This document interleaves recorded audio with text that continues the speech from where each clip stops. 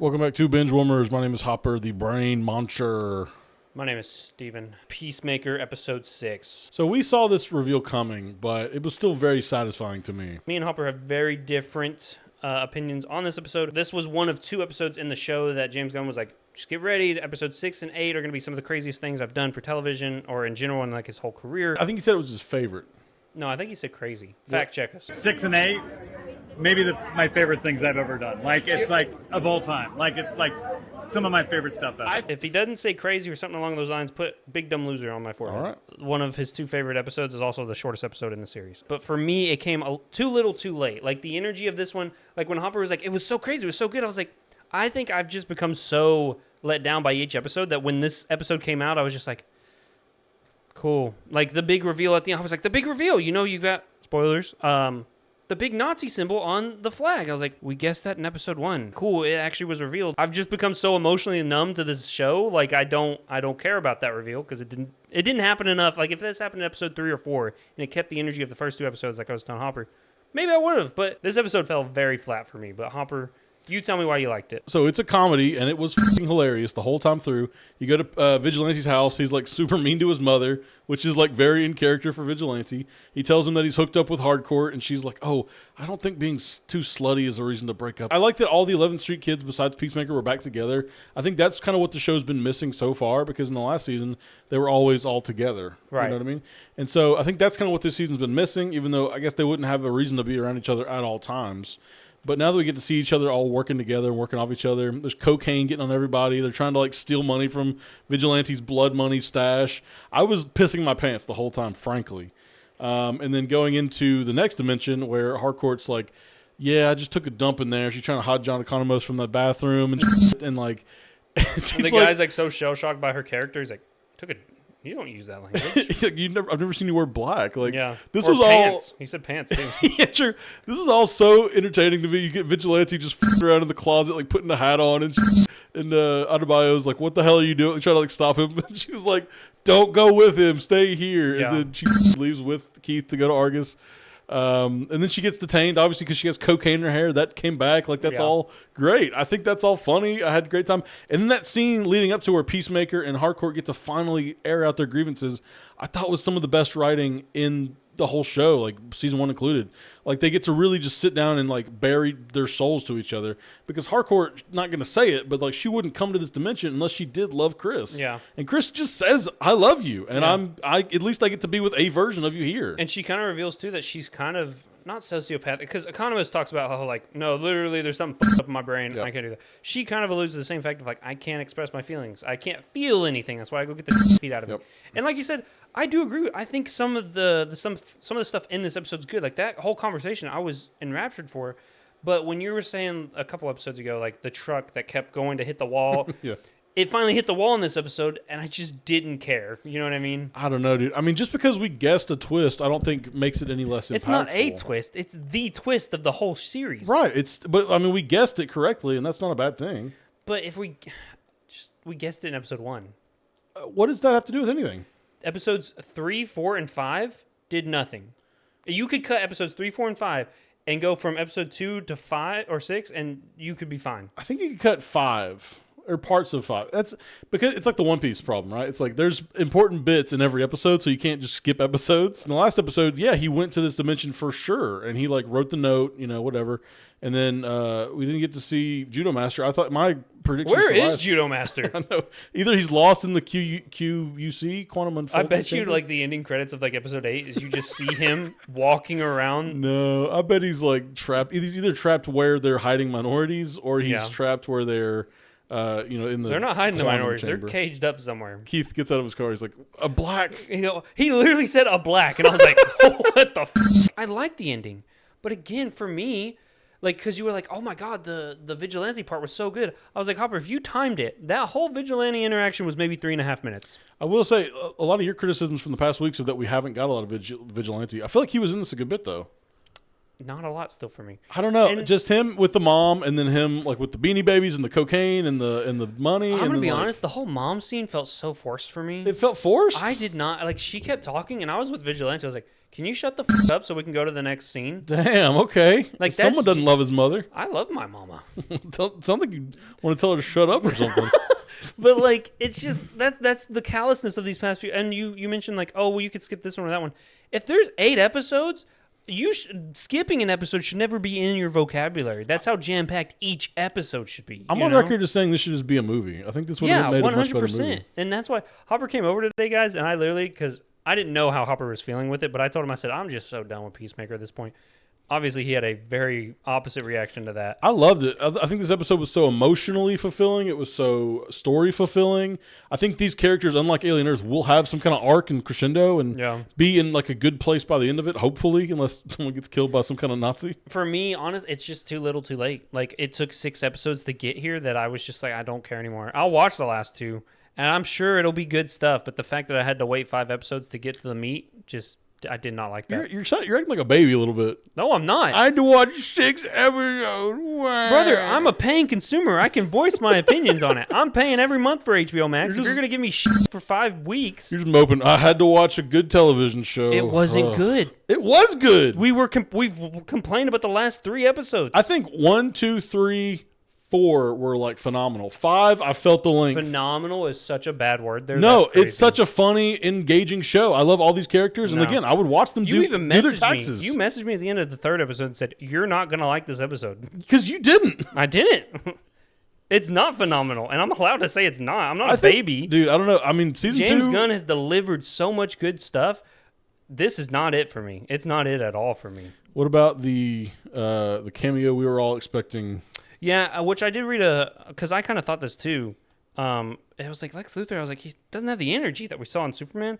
They were filming both at the same time, and I don't think they'd really nailed his portrayal of Lex Luthor at the time. He said we were kind of in the middle of filming his scenes, so I don't think he really came into his own character until after that, is what James Gunn said. Because apparently that's something other people were saying, was that it didn't feel like the same Lex from Superman. It was cool. It was weird because tonally, it instantly felt different from Superman, which is so big and brash, and then this show is like so, like strangely grounded and gritty. But I felt like even Nick's performance was different, and the dog. It felt a little darker. Yeah, it was a little different. Yeah. Where's the energy of Lex? Like, even in jail, he would be a mocking, kind of higher than thou, like making jokes at after Rick he got Flags. defeated, like, and he has a limp.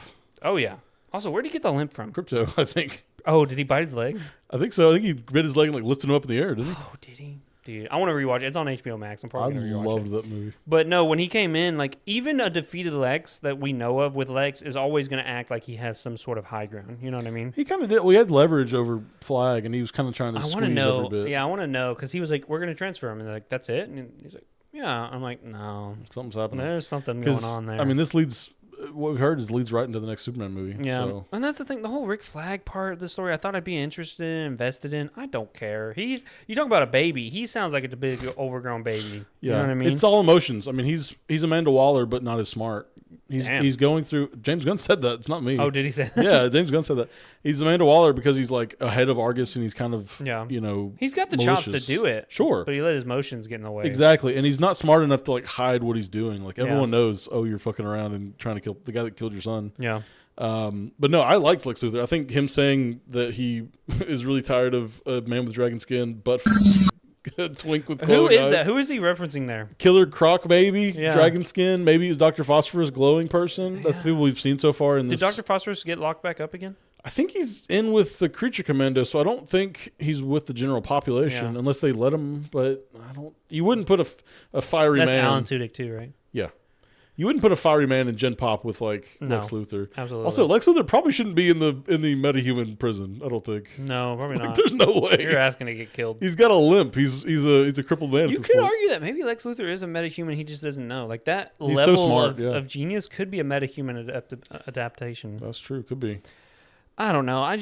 Some things were good. The ending was really good, but again, I sighed. I was just like, okay, I'll go to the next episode. I felt nothing in this emotion. In this one. I did like the vigilante stuff. That was kind of funny, but Spider-Man pointing meme. Remember? They literally called that out though, and I was just like, That was a bit much because now we've got, And now it's like all these people go, Spider-Man referenced in DC? What's this about? That was the first tweet I saw. Was like, Spider-Man is canon to the DCU. I instantly pictured that tweet in my head. But I don't know. For me, honestly, all I can say is just too little too late for me. It really is. Oh, man. Okay. I'm glad you enjoyed it. And I love James Gunn. I love the Peacemaker TV show. Love the first season, dude. I praise it, dude. 10 out of 10 TV show. I don't like this one. Maybe it's the formula of 8 episodes. Maybe it's the length I know before we'll get another one. If we get another one, I don't know. We've had this problem now with several TV shows. We've brought it up of just them not following a TV show formula. All of that mixed together means I am just very apathetic to everything Peacemaker right now. I think this may have been overhyped for you. Yeah. Season 2, because season 1 was out of nowhere. I think we all kind of expected it to be kind of whatever. Like, oh, I expected to hate it. Yeah, right. Because I it's hated Peacemaker. Yeah, and so it's like, okay, who cares? Like with the show, and then we loved it, obviously. Yeah. And so season 2 is like, it's the new DCU. It's like a whole James Gunn universe now. Yeah. And this was his character. This is like his favorite character to work with and his favorite crew. He's got his wife on the show, for Christ's sakes. Yeah. So I think a lot of this is just hype. I think you got the hype. Well, let me ask you this: you a little bit. Do you think this stands at the same level as Peacemaker season 1? Or does it go lower? I was like low-key thinking I'm enjoying this more than the first one. That's crazy because my thing is like it's lower, and I think the bar should at least be season 1. You always want season 2 and season 3 to build on each other, so it really should be higher, but I wanted at least the same level, and to me it's not the same level. I think week to week I'm enjoying the chase of figuring out what's going on. I think you're right, though. The episodes are too short. Like, that's a given. Yeah. I think if they would have released 2 episodes at a time, that would have been fine. That could fix it for me because the thing is like the length and the content of each episode, it's not enough. Yeah. And so by the time we get to these major payoffs, like, oh, it's what you've been wanting. And I'm like, yeah, 4 episodes ago. That's my thing. And for me, it was a miracle that they made a multiverse story that I cared about, because I was like totally checked out on multiverse stuff. Yeah. And we're about to go into Doomsday and Secret Wars and all that stuff. So Yeah. this is bad news. But I'm like, oh, they made this like multiverse story very personal, and like it's using it's like a metaphor for like escapism rather than like just cameo bullshit. Yeah. Even though there was a cameo in this. But James Gunn likes to do a little tongue in cheek with that kind of stuff. And it does make the universe feel a little more connected as well, I believe. Yeah. And it wasn't like it wasn't like it was not called for, because Lex Luthor does have the universal the multiversal technology. He's like the only one we've seen have that in the DCU so far. I think if I was able to not watch this week by week and just waited for it to all come out and to watch it, maybe I'd have a better reaction to it. Because then I'd be like, oh, well, this ended on the cliffhanger, but thankfully I have the next one. Yeah. Waiting a week for these episodes just has not made me a happy camper. I do think, and I'm glazing the show, obviously. I liked it a lot. But, like, I do think, the first half, it did have some stuff you could have cut out for sure. Yeah. Like that, it could just be a movie. I don't know why. But you only have 8 episodes. You're cutting stuff again. Just make a movie. Yeah. It would have been like a 3-hour runtime anyway, because with 30 minutes apiece at like 8 episodes, that's like about 3 hours. Right? Yeah, you can cut it down to 2.5, two. You cut out the Eagly side plot. That's your 100%. Yeah, you're good. Cut out the Eagle Hunter. Cut all that out. Yeah. 2 episodes gone. That's a movie. You cut out the second time he has to go back to Argus. Like that, you're done. Yeah. Good. Easy. But dude, I'm so into this. Like, and the Eagly stuff was funny. I liked it. But then like zooming out and looking at it, I'm like, is this necessary when we're not getting enough from the other stuff? And it feels like padding when you only have 35-minute episodes that half of it's an Eagly subplot. But I like Eagly a lot. I like that subplot. I do, but only there's this. Okay, so I guess this is the best way to describe it. With Destiny 2 right now, they're fumbling the bag on a lot of things, right? Some of these things could be overlooked, but there's so little when it comes to like new loot or new activities that the problems become bigger problems, right? So like for me, the Eagly subplot wouldn't have been as bad if I had a mountain of content with the other characters. You know what I mean? Like if there was more with Vigilante, with Peacemaker, with Adebayo, I would appreciate this subplot so much more. But now all I'm seeing is Eagly is now taking half of the episode away from stuff that we could get with the other characters. That's how I'm looking at it. You know what I mean? And they've elevated him to like meta status. Yeah, but does that make sense in the way when the episode is 38 minutes long and literally half of it an Eagly subplot? That means we're only getting 15 to 20 minutes with the actual 11th Street kids, and that's my problem with it. It was, but like I don't know, the reveal of him being like a meta, I was like, that's crazy. No, but that's the thing. If it's a full hour and 20 minutes is Eagly, that's 40 minutes of straight Adebayo, Chris, Vigilante stuff, right? Yeah. But instead, it's 20 to 25 minutes Eagly, 15 to 20 minutes of Adebayo, Vigilante, and stuff. And that's not a good ratio for me. It's not. Well, I'm sorry you didn't like it. I thought it was great. Did you guys like the twist? Did you expect the twist, even though we've been saying it's the twist for this whole time? Oh, yeah, we've known. And I do like Earth X, but that's the thing. Hopper was like, oh, this is new stuff. I was like, it's not new. We've got this with Wolfenstein, with Man in the High Castle, with CW's done the Earth X. You know, it's not new ground. But it is so funny to me that he didn't even think about there's no POCs. I know. Hardcore calls Hardcore it out saw it immediately. instantly, Immediately, dude. she's like, there's no black people here. What are you talking about, Chris? There's not a single person of color, Chris. And he's like, no, there's got to be. There's got to be, right? Then he just opens the flag and he's like, oh, like, How do you that not- is so funny. She's literally the next line is like, this is your perfect Earth, huh? You know what I mean? And this is, like, that stuff I want to laugh about, you know what I mean? Yeah. But just, I was so done by that point. I Oh, was like, dude. Chris, the entire audience saw it before you dumbass. You also get Economos just spilling all the beans he could. He goes, oh, why am I saying all this right now? He's got a knife in his hand. It doesn't take much for him to fold. Here's one. Why the fuck did they just stick around the house? I would have like looked for Cleaning Peacemaker. up the refrigerator. Eagly wasn't your fault. They knew Eagly was Yeah. there. Like they could deal with that. Yeah, dude. The bologna, too, looked crazy. It looked gross. There was like jalapenos in there. I can appreciate it when me and Hopper are talking about it, but I just was not a fan, guys. I'll tell you what I didn't like was the opening scene where they're taking pictures and like eating at the diner and like the face like melts at the. Oh, yeah, that was weird. That was real weird. I guess it was just like more tonal. It was like, okay, something's wrong in this Something's universe. wrong. Yeah, like a Coraline effect kind of Yeah. thing, you know? It was just weird. It went on a little too long too, and I'm like, what is this? Yeah. I couldn't do with this. Yeah. Made me a little hungry, though. We Little just come back from like a Korean barbecue place, and I was just like, I could go for a little meal. It's one of those Korean barbecue places where like you get as much as you want. Yeah. Like, you can literally just eat The till you die. chicken wings are massive. Massive, dude. Yeah. And Crazy. Those are just part of the bar. I know. That was You crazy. could go just for those wings for real. Yeah, the sushi and the gyoza, you could just get that and be good. That'd be like price wise, that'd probably equal out. Yeah. But anyway, you guys go to a Korean barbecue. That's really what this video is about. Did you like the twist of this episode? Did you see it coming like we did? Did you want it to be something different? Are you tired of this show and how short the episodes are, or are you enjoying it? Did you look forward to this episode? Are you looking forward to the next couple episodes? What would save this if you're falling off? What would detract if you're already enjoying it?